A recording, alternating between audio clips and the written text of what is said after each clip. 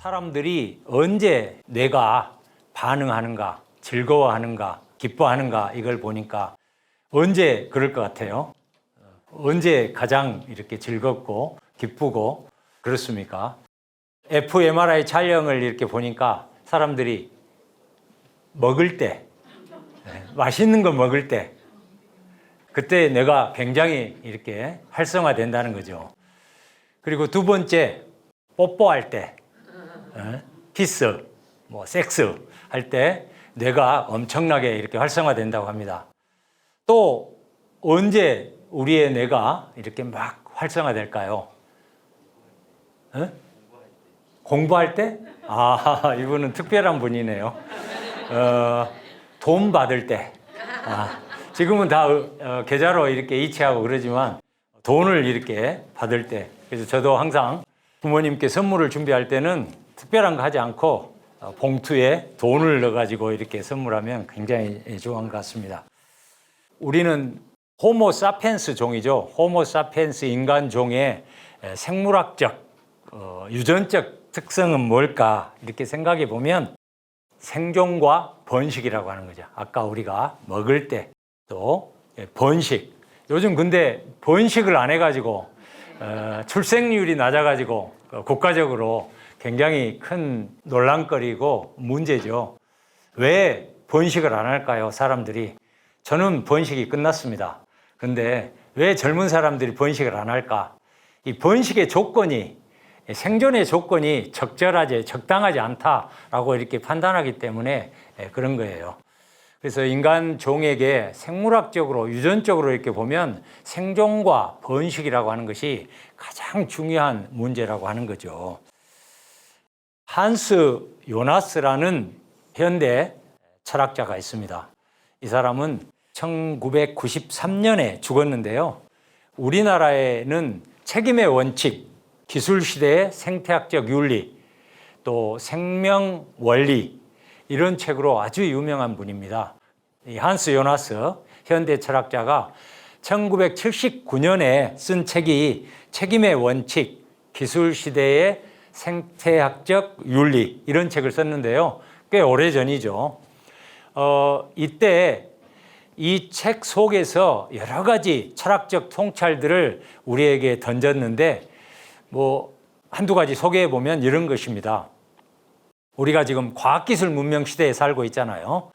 그러다 보니까 우리의 많은 인간의 행위들은 기술적 행위를 많이 해요. 우리가 기술적 행위를 많이 한다는 것은 기술, 도구 이런 것을 많이 사용하는 거죠. 그래서 이런 과학기술 문명 시대에 인간의 행위의 본질이 변했다라고 하는 우리가 과거의 인간의 행위하고 현대 과학기술 문명 시대의 인간의 행위하고는 질적으로 차이가 있다 이런 주장을 했어요. 또 하나 이제 결정적으로 이분이 했던 주장 중에 하나는 세계의 종말, 지구의 멸망은 종교적이거나 형이상학적인 그런 주제였다는 거죠. 우리가 성경에 요한계시록 거기에 종말의 문제가 나오잖아요. 그러니까 종교적인 차원의 아니면 아주 형이상학적인 이런 주제였는데 이제 세계의 종말, 지구의 종말은 현실의 문제가 되었다. 인류의 발등에 떨어진 문제가 되었다는 거죠. 그러니까 우리가 새로운 차원에 도달한 것이죠. 자, 인류가 지금 직면한 몇 가지 문제들, 당면한 문제들, 이슈들이 있죠. 그 첫 번째, 우리가 지난 한 3년 이상을 코로나 팬데믹 시기를 이렇게 거쳐왔는데요. 팬데믹을 거치면서 많은 전문가들이 이렇게 이야기를 했어요.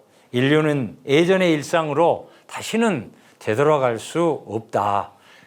유명한 최저천 교수, 생태학자죠. 그분이 이렇게 이야기를 했죠. 코로나 이후 인류는 완전히 다른 삶을 살게 될 것이다.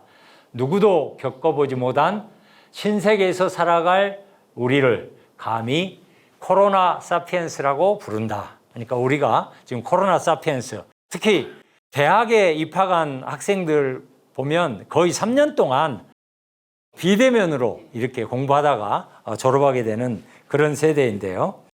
자, 두 번째, 오랫동안 사람들이 이런 용어를 썼어요. 기후변화. 그러다가 기후위기.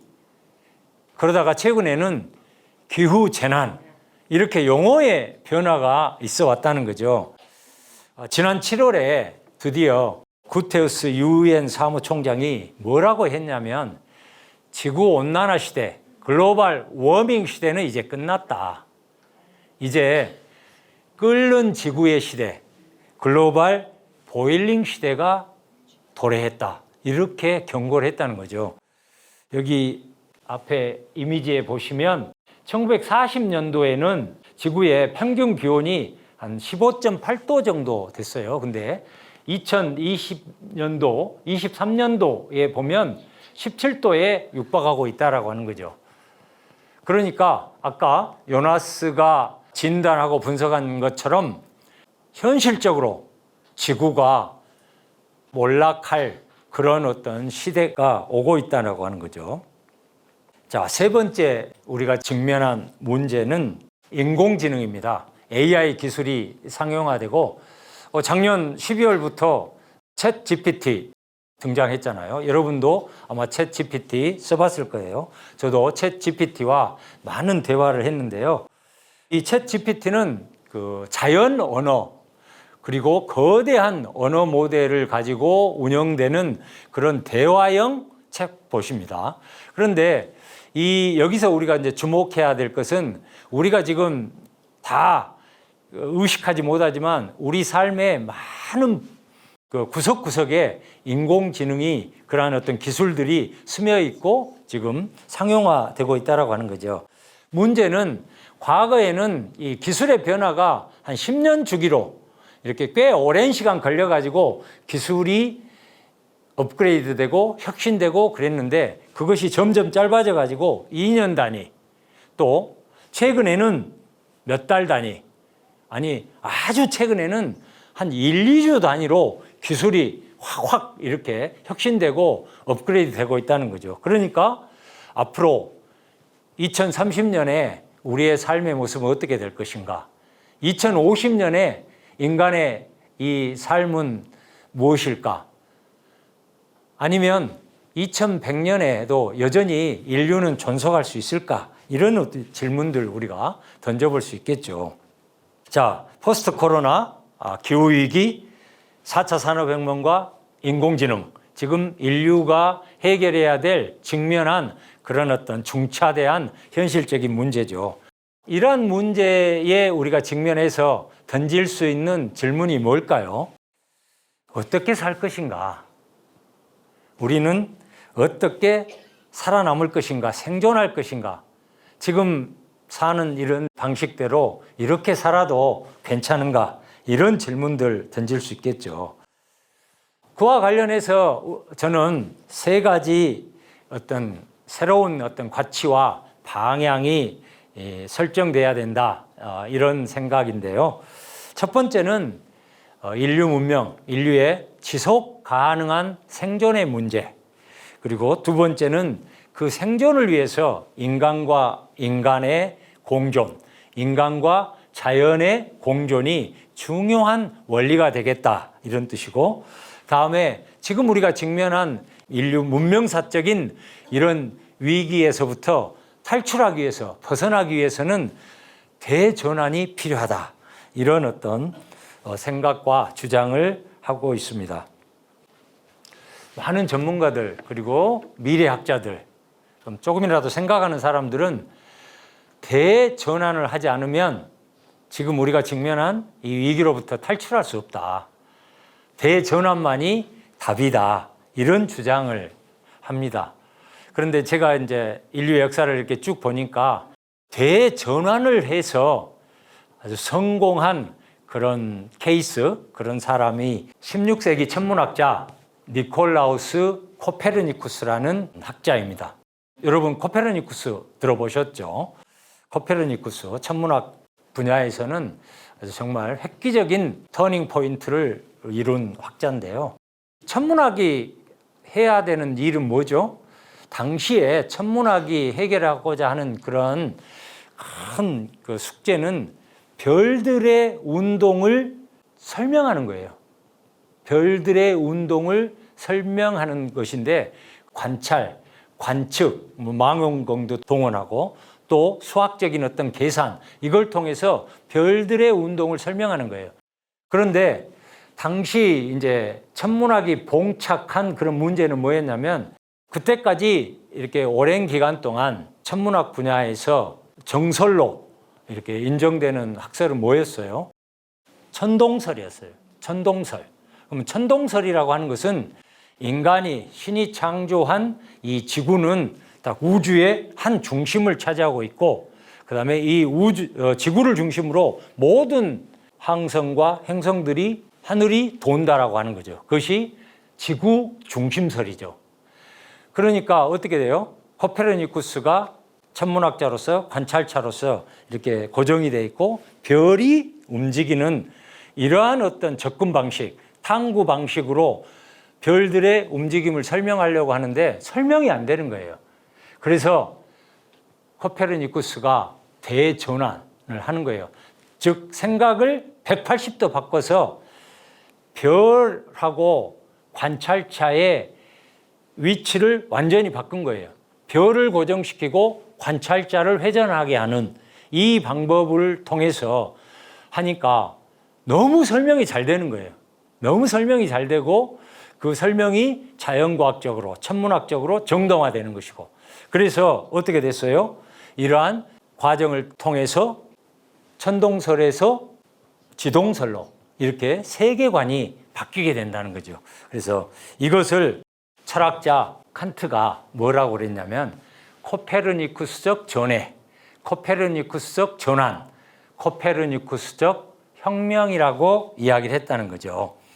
자, 칸트도 물론 당시에 철학이 봉착한 문제들을 해결하기 위해서 코페르니쿠스가 했던 방식을 벤치마킹 해가지고 철학에서도 한번 해보면 철학도 학문적으로 크게 성공할 수 있지 않을까라고 해서 철학에서의 의식적인 혁명을 이렇게 했던 그런 철학자죠.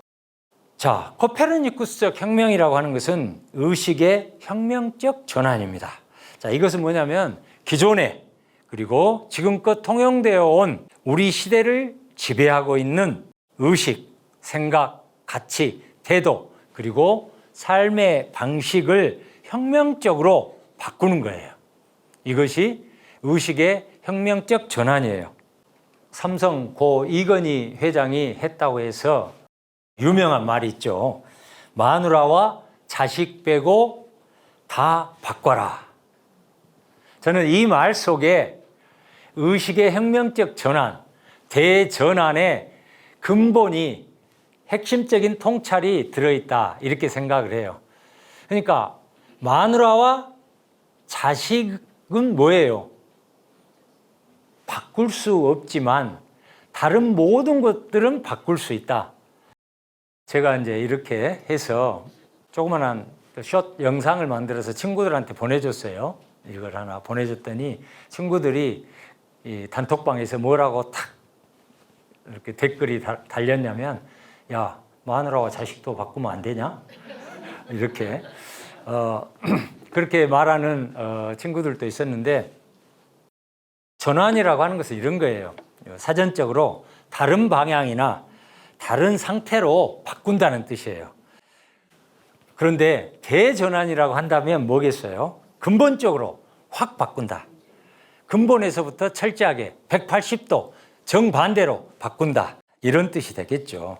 자, 그럼 무엇이 문제인가? 무엇을 어떻게 바꿀 것인가? 이 문제를 좀 생각해 보죠. 제가 이렇게 가만히 생각해 보니까 현대 우리 사회를 마차에 비유한다면 이 현대 사회를 굴리는 네 바퀴가 있다면 아마 자본주의, 민주주의, 자유주의, 개인주의 이 네 바퀴가 현대 사회를 이렇게 굴리는 이념 체계, 가치 체계, 이데올로기 이렇게 이야기할 수 있을 거예요. 그런데 이 네 가지 이념 체계들은 사실은 서양 근대의 산물들입니다.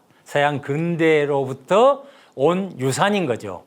근데 이제 현대 사회에서 우리가 더 이상 물러날 수 없는 경제 체제에서는 자본주의, 정치적인 시스템에서는 민주주의, 그리고 개인의 삶의 양식이나 또 사회의 어떤 체계에 있어서는 자유주의와 개인주의, 우리가 더 이상 양보할 수 없는, 물러날 수 없는 그런 가치 체계로 우리가 생각하는 것이죠.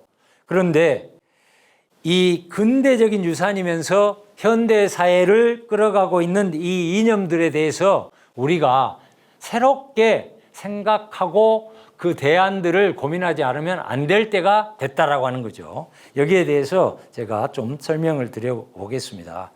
자, 자본주의, 여러 가지 역사적 사회주의, 공산주의 여러 가지 역사적 실험이 있지만 자본주의가 인류가 도달한 하나의 경제 시스템으로서는 종착역이다, 이런 어떤 주장을 하는 학자들이 많이 있죠. 근데 자본주의를 우리가 생각해 보면 자본주의의 특성이 뭐예요? 자본주의가 추구하는 것은 무한성장, 그다음에 시장만능주의, 물질만능주의, 금융자본이 지배적입니다. 그리고 자본주의의 기본 구조는 산업이 세계화되어 있어요. 그리고 우리의 삶이 도시화되어 있는 것이고, 또 가치가 금융으로 환원되어 있다는 거죠. 그 결과로 생태적인 파괴와 모순이 아주 극명하게 드러나는 이런 세계가 자본주의, 지금 현대의 자본주의라고 하는 거죠. 최근 40년간 세계 경제를 작동시킨 자본주의 가치 체계를 새롭게 우리가 조망해야 된다는 거죠. 이 부분에 대해서 조금 더 생각을 해봐야 될 것 같습니다. 여러분, 이 철학자 다 아시죠? 한국 사람들에게 아주 인기 있는 마이클 샌델, 미국 하버드 대학교 정치철학 교수죠. 이분의 대표적인 저술 뭐죠? 정의란 무엇인가. 그 외에도 거의 대부분의 샌델의 저술들이 우리말로 번역되어 있습니다. 근데 정의란 무엇인가 이 책 2010년도에 거의 100만 권 정도 팔린 그런 책이에요. 네, 10장으로 구성되어 있는데 이 10장에 가면 이런 문제가 나옵니다.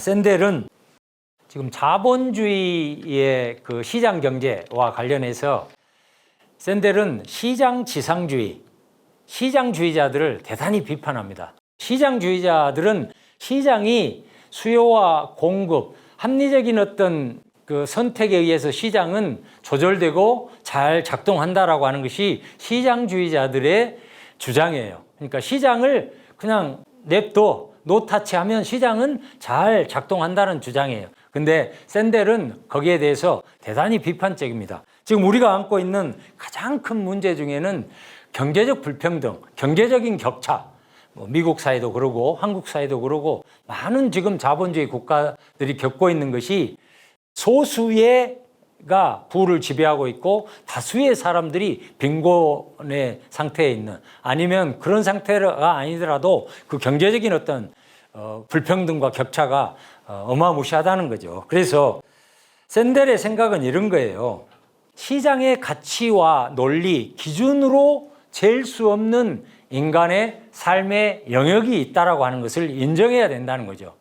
대표적으로 의료 분야라든지 복지나 교육, 또 고용의 문제, 이런 데서는 시장의 그런 가치와 기준, 논리를 가지고 장사가 잘 되면, 수요자가 많으면 이렇게 그것은 잘 하고, 대학 같은 데서도 교육 보면 조금 인기 없고 그런 데는 폐과시켜버리고, 이래서는 안 된다라고 하는 거죠.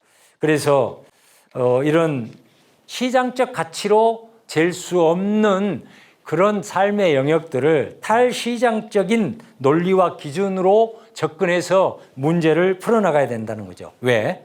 시장은 자기 스스로를 잘 조절하고 통제할 수 있는 그런 역량, 그런 힘을 가지고 있지 않다는 거예요. 시장은 일정하게는 무정부적이라고 하는 거죠. 그래서 시장에 개입해서 일정하게 조절하고 통제할 필요가 있다라고 하는 거죠.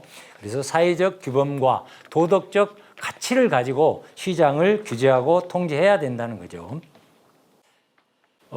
제가 이렇게 보니까 이 세상에는 딱 두 가지 논리가 작동하고 있는 것 같아요.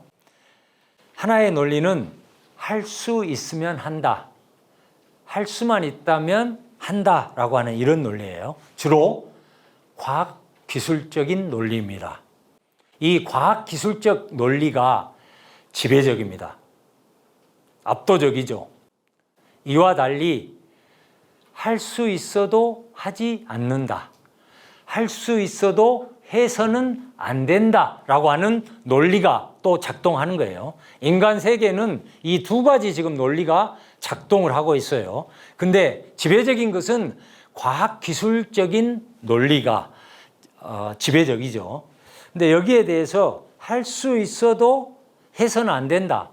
할 수 있어도 좀 막 가서는 안 되고 좀 멈춰 서야 되고 좀 온 길을 지금 제대로 가고 있는가 되돌아봐야 되고 이래야 된다는 거죠. 이것이 규범적 논리인데 법이라든지 윤리라든지 종교라든지 사회 이런 것이 규범이에요.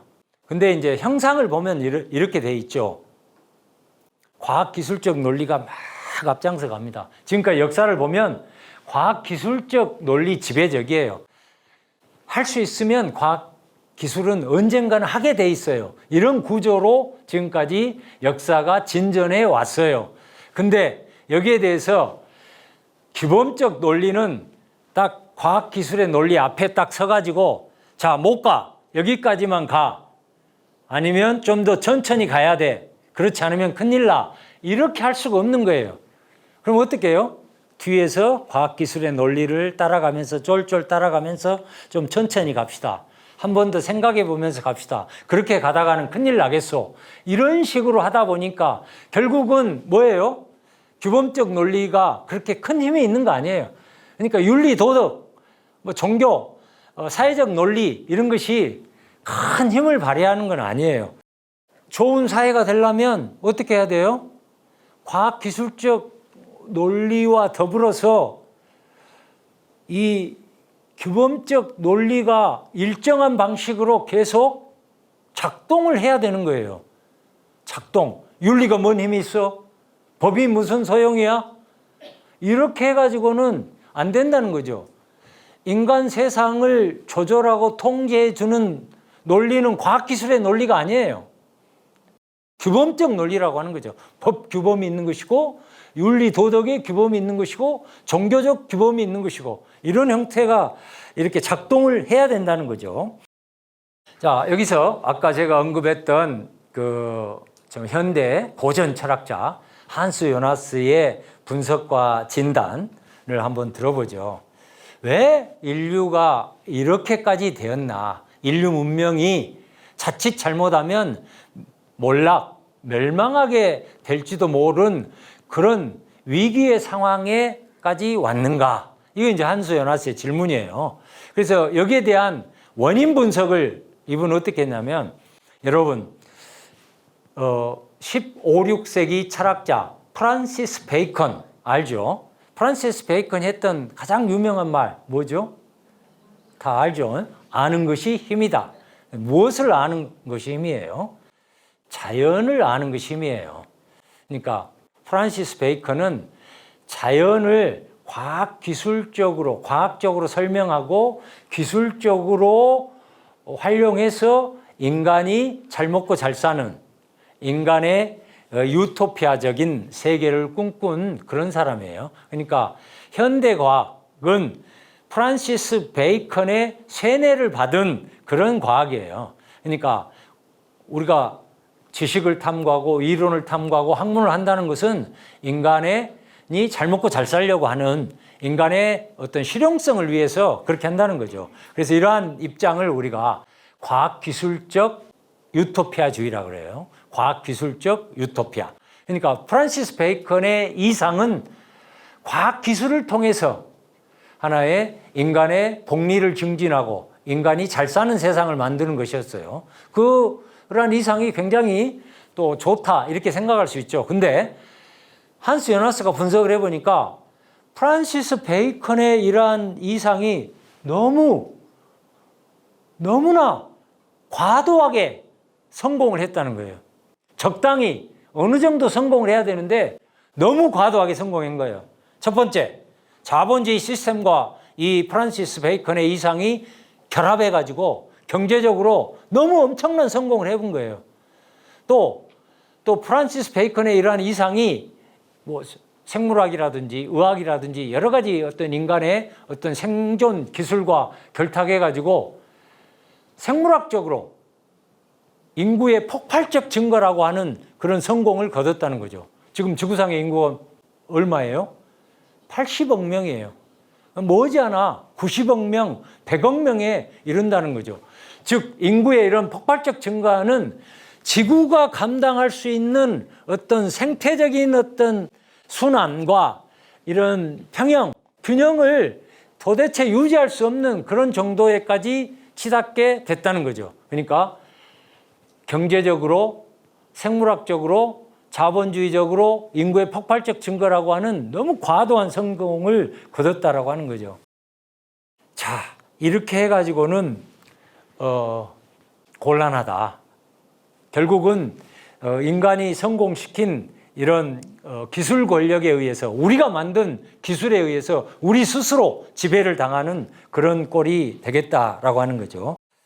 그래서 이제 요나스가 우리에게 도덕 명령, 도덕이라고 하는 것은 뭐예요? 한마디로 이야기하면 인간의 행위를 일정하게 조절해주고 통제해주고 이렇게 또 이런 행위가 좋습니다. 이렇게 하는 것이 바람직합니다. 이렇게 하는 것이 를 추천합니다. 이런 것이 도덕이에요. 그래서 한스 요나스가 도덕 명령을 우리한테 제시를 했는데 이제 칸트가 여러분 칸트 도덕하면 정언 명령 이런 거 들어보셨을 거예요. 그런 형태로 칸트의 정언 명령을 생태학적으로 변형시켜 가지고 우리에게 이렇게 도덕 명령을 제안했는데 생태학적 정언 명령을 제안했다는 거죠.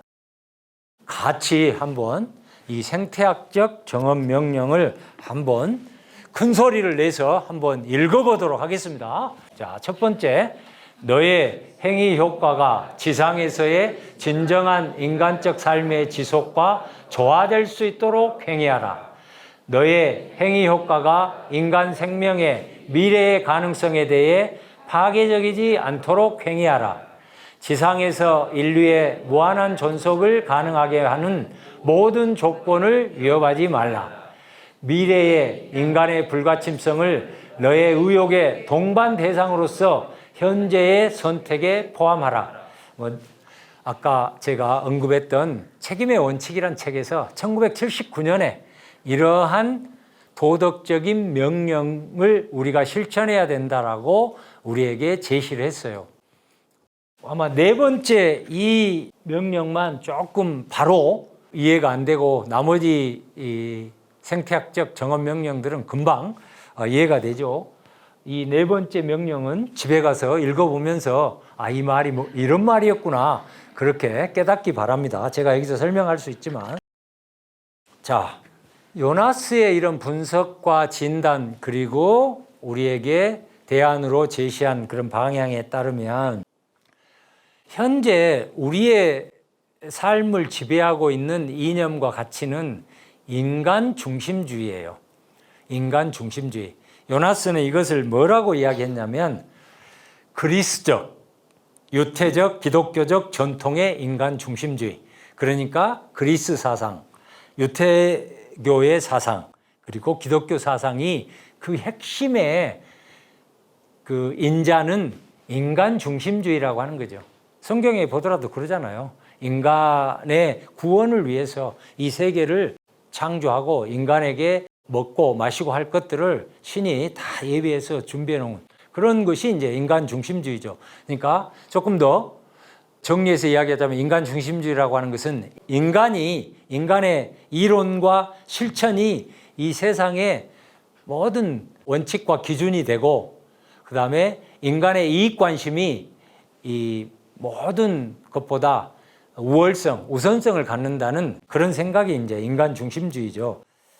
그래서 여기 이제 이미지에 보면 나 중심으로 된 그런 것이 가장 인간이 우뚝 서 있고 나머지 것들은 다 그 인간을 위한 도구, 인간의 목적을 위한 수단으로 있는 거죠. 근데 생태적인 관점이라고 하는 것은 이 전체적인 어떤 순환 속에, 이 세계 속에 인간도 한 무리로 이렇게 들어가 있는 이런 어떤 구조인 거죠.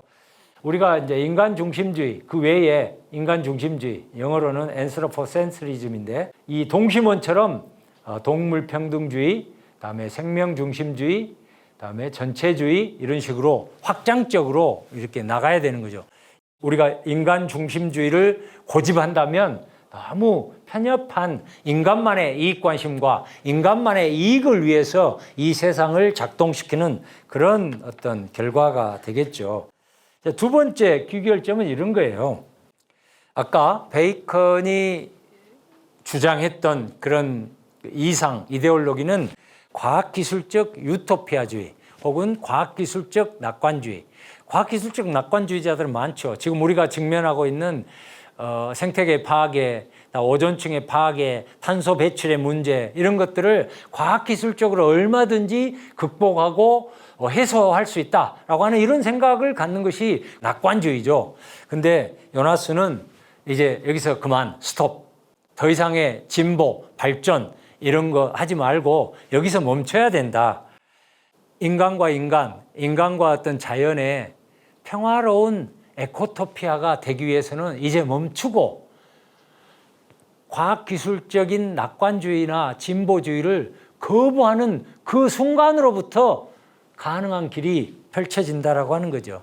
우리가 우리의 어떤 현재의 어떤 삶의 토대를, 건강한 어떤 삶의 토대를 확보하고 건강한 어떤 기후를 갖고, 이런 것도 중요하지만 우리의 다음 세대, 우리의 미래 세대를 위해서 우리는 파티 앤드 고, 파티 고, 파티하고 이제 가자, 다 쓰고 가자, 이런 태도로는 곤란하다는 거죠.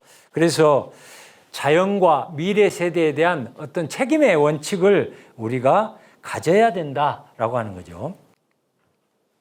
자, 여기까지 이제 쭉 설명을 드리고요. 여기 교사 연수 프로그램과 연계되어 있는데 제가 몇 가지, 그러면 우리가 무엇을 어떻게 바꿀 것인가라고 하는 점에서 특히 좀 주목해 봐야 될, 특히 교육과 관련해서 몇 가지 저의 생각을 말씀드리도록 하겠습니다. 맨 먼저 가장 중요한 것은 인간이 어떤 욕망을 갖는 존재인가, 인간의 인터레스트. 영어권에 있는 사람들은 이 인터레스트 굉장히 중요한 단어죠. 인간의 이익, 인간이 관심을 갖고 있는 건 뭐냐, 이렇게 한번 따져보자는 거죠. 제일 인간에게 중요한 것은 뭐예요? 이렇게 물을 마시고 영양분을 섭취하고 기본적인 인간의 그 욕구를 충족하는 것이, 이보다 중요한 거 있어요? 우리 안 먹고 숨 안 쉬고 물 안 마시고 살 수 없잖아요. 기본 욕구의 충족보다 중요한 건 없어요. 그 다음으로 중요한 것이 있다면 우리가 죽지 않고 우리의 생명이 보존되고 또 아프지 않고 또 괴로움이 없이 고통이 없는 것, 이보다 또 중요한 것이 있을까요? 또 우리는 그냥 동물이 아니기 때문에 자신이 갖고 있는 능력을 개발하고 그런 기회를 갖고, 다음에 개발된 능력을 가지고 밥벌이를 하고 직업적인 활동을 하고, 이보다 또 중요한 것이 있을까요? 또 결혼한 사람이라면 결혼 생활을 유지하고 자녀를 양육하고, 이보다 또 중요한 것이 있을까요?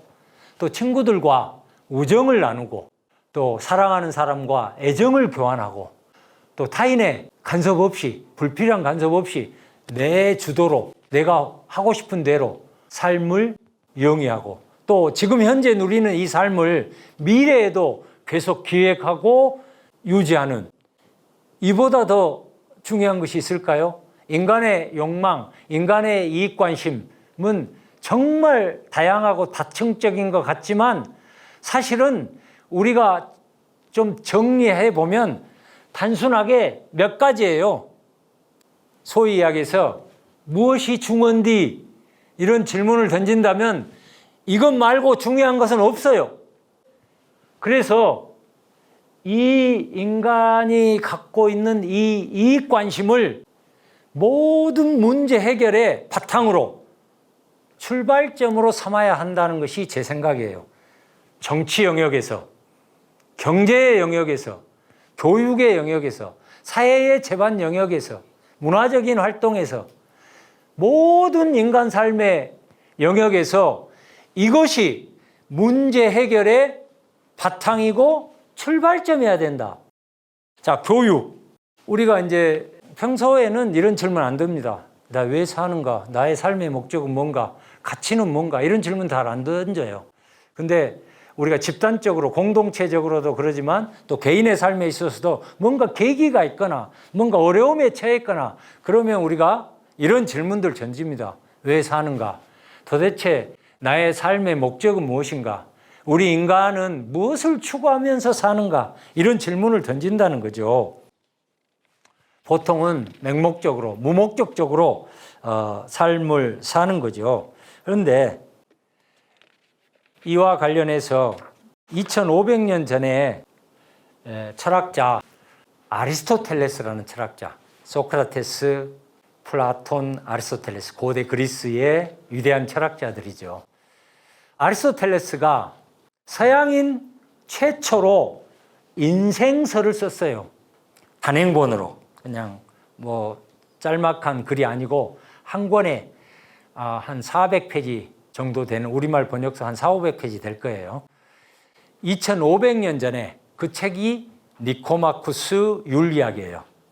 인생서, 다르게 이야기하면 인생을 어떻게 살아야 되는가, 이 물음에 대한 답을 쓴 거예요. 이 책의 첫 대목에서 이렇게 썼어요. 제가 읽어볼게요. 모든 기회와 탐구, 모든 행위와 합리적 선택은 어떤 좋음을 목표로 하는 것 같다. 사람들은 좋음을 추구한다. 자, 모든 기회와 탐구, 인간의 모든 이론적 활동, 모든 탐구적 활동, 모든 행위, 모든 실천, 인간의 일거수일투족은 어떤 좋음을 얻으려고 하는 활동인 거예요. 좋음을 추구한다는 거죠. 나쁜 거 얻으려고 하는 사람, 별 볼 일 없는 거 얻으려고 하는 사람 없을 거예요. 우리가 행위와 실천을 통해서 얻을 수 있는, 성취할 수 있는 모든 좋은 것들 중에서 최상의 가장 좋은 건 뭔가?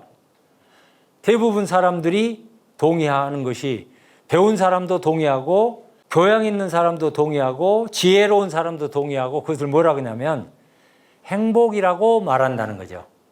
행복, 에우다이모니아, 행복. 그런데 그 다음 말을 우리가 주목해서 봐야 돼요.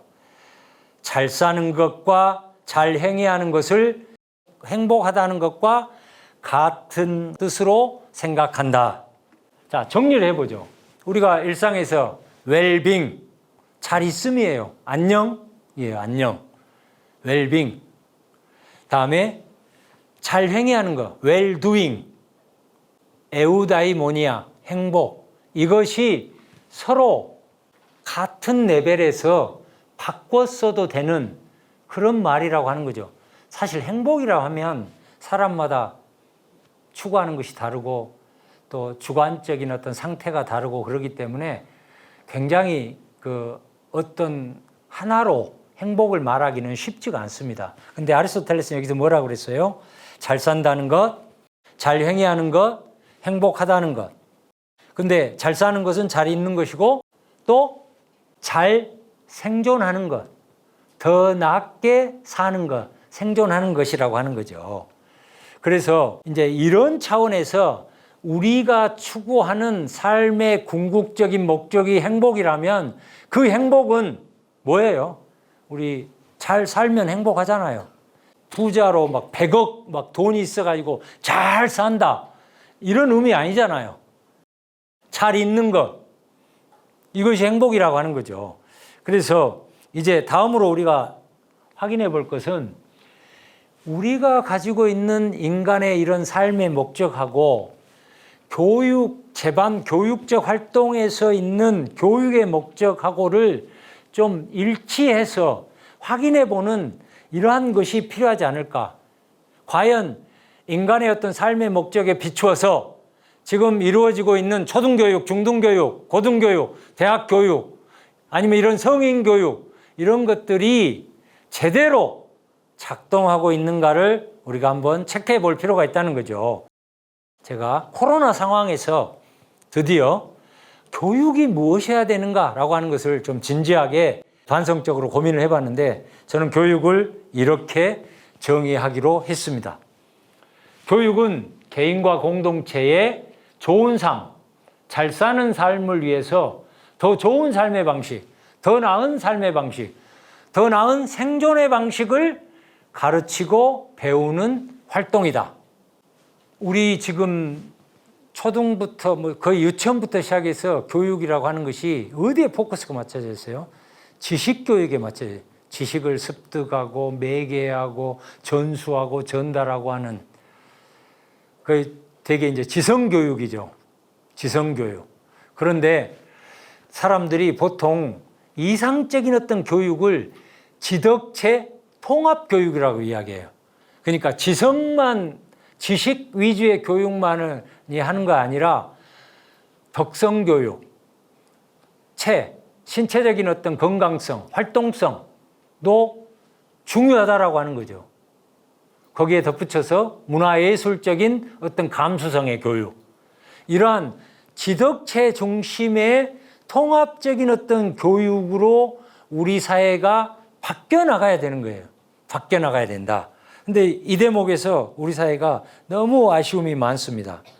너무 아쉬움이 많고, 또 한 단계 더 나아가면 저는 이제 주장을 지식 위주의 지금의, 한마디로 이야기하면 입시 위주의 매몰된 이런 교육에서 탈피해가지고 지덕체 중심의 통합교육으로 이렇게 점프를 해야 되고, 거기에서 또 더 나아가서 저는 장기적으로는, 아니면 가능한 빠른 시일 내에 이 교육의 중점을 지덕체가 아니라 체덕지로 바꿔야 된다는 생각이에요.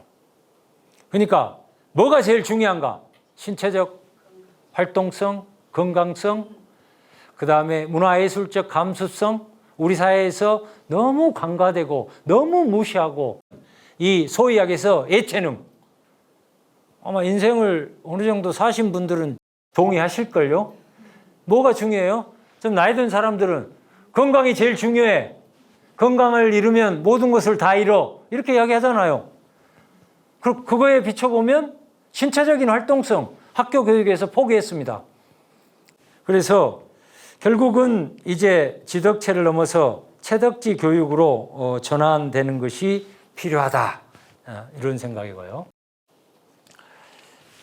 여러분, 이 철학자 아시죠? 존 스튜어트 밀이 1850년경에 공리주의라는 책을 썼어요. 소책자예요. 소책자. 존 스튜어트 밀이 공리주의자인데 뭐라고 했냐면, 이상적인 사회, 좋은 사회가 되기 위해서는 두 가지가 관건이라는 거예요. 첫째, 법과 제도를 잘 만드는 것. 그럼 어떤 법과 제도냐? 그 사회의 개인들, 각 개인들하고 그 사회 전체의 이익이 조화롭게 되는, 개인의 이익과 전체의 이익이 조화를 이루는 법과 제도를 만드는 것이 관건이라는 거예요. 두 번째, 교육과 여론이 중요하다. 왜? 이렇게 이야기했어요. 교육을 통해서 모든 개인들은 자신의 행복과 보편적 전체의 행복 사이에 긴밀하게 연관되어 있다는 것을 깨닫는다는 거죠. 그래서 어느 누구든지 간에 공공의 이익, 전체의 이익과 이렇게 배치되는 그런 행동, 이기적인 행동을 통해서는 자기가 지속적으로 높은 수준의 행복에 이룰 수 없다는 것을 깨닫게 해야 된다는 거죠. 그러니까 교육을 통해서 우리는 어떤 인간을 길러야 하냐는 거죠. 개인과 전체, 개인과 공동체의 이익의 밸런스를 이렇게 맞출 수 있는 그런 인간을 키워야 된다는 거예요. 그래야 사회 구성원들이 그렇게 돼야 그 사회가 좋은 사회가 되는 거예요. 다음으로 이제 고려할 사항은 이 우리가 코로나 상황에서 굉장히 이제 그리고 앞으로 미래 사회에서 이제 한국 사회가 오랜 시간 동안 전통에서 보면 공동체의 상부상조가 잘 되는 그런 사회였는데 지금은 이제 개인화가 이렇게 쭉 돼가지고 개인주의가 이제 사실은 개인주의라고 하는 것은 그 밑바탕에 각각의 개인들이 다른 사람들의 이익 관심을 이렇게 잘 고려하는 그런 점에서 도덕적 개인주의거든요. 근데 이기적 개인주의로 이렇게 사회적으로 이렇게 확산되는 그런 일로에 있기 때문에 그런데 우리가 공동체라고 하는 것의 본질에 대해서 우리가 생각을 해봐야 되는 거예요. 공동체의 본질이 뭐예요? 공동체의 본질은 그 구성원들의 생존에 있어요. 공동체, 우리가 국가, 사회 아니면 지방정부 어느 공동체든지 간에 핵심 포인트는 그 공동체 구성원들의 생명과 안전이에요. 생명과 안전. 그러니까 생존이 가장 중요하다는 거죠. 이제 이런 점에서 보면 개인들은 공동체의 안녕과 질서, 번영과 발전을 위해서 일정하게 봉사하고 헌신하고 희생하는 이러한 것이 요구되는 것이겠죠. 우리 사회는 그동안 너무 양적 성장 이데올로기에 갇혀왔어요. 학교도 그러고 대학도 그러고 거의 모든 분야가. 근데 우리 사회가 좀 더 좋은 사회가 되려면 이 양적 성장에서 질적 성장, 질적 성숙으로 나아가야 된다는 거죠. 이제 이런 점에서 우리가 좀 그 생각을 모아야 된다는 거죠. 마지막으로 몇 가지 간략하게 실천적인 어떤 전략들을 강조해 보겠습니다. 아까 제가 체덕지 이렇게 강조했는데 가장 먼저 우리가 강조해야 될 것이 신체적인 활동 역량 교육을 시켜야 된다는 거죠. 활동 역량이 그 몸의 활동성이 대단히 중요한 문제예요. 그럼 몸의 활동성은 어떻게 유지되는 거예요? 다양한 어떤 활동을 통해서 신체적인 어떤 역량이 강화되는 거예요. 삶은 지속적인 활동이에요. 숨 넘어간 순간까지. 그래서 사람들이 뭐라고 그래요? 9988, 1234 그러잖아요. 99세까지 신체적으로 활발하게, 팔팔하게 활동하다가 하루 이틀 3일 앓다가 4 죽는다.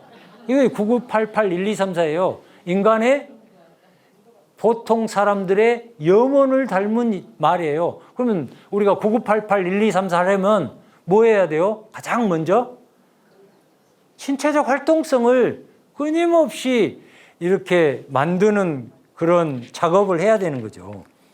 자, 두 번째. 인간 삶의 수준은 자립의 수준과 관련이 있어요. 얼마나 자립적인가. 100세인 연구를 쭉 해봤더니 혼자 된 사람도 100세까지 사는 사람들은 자립적이에요.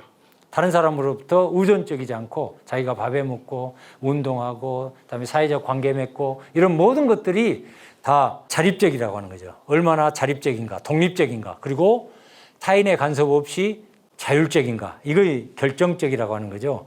자립의 수준이 삶의 수준을 결정한다. 그다음에 제가 좀 개인적으로 이렇게 교류하고 좋아하는 최진석 교수라고 있어요. 이분이 쓴 책이 탁월한 사유의 시선인데 생각의 높이를 우리가 높이지 않으면 우리의 시선의 높이를 높이지 않으면 삶이 높아질 수 없다는 거죠.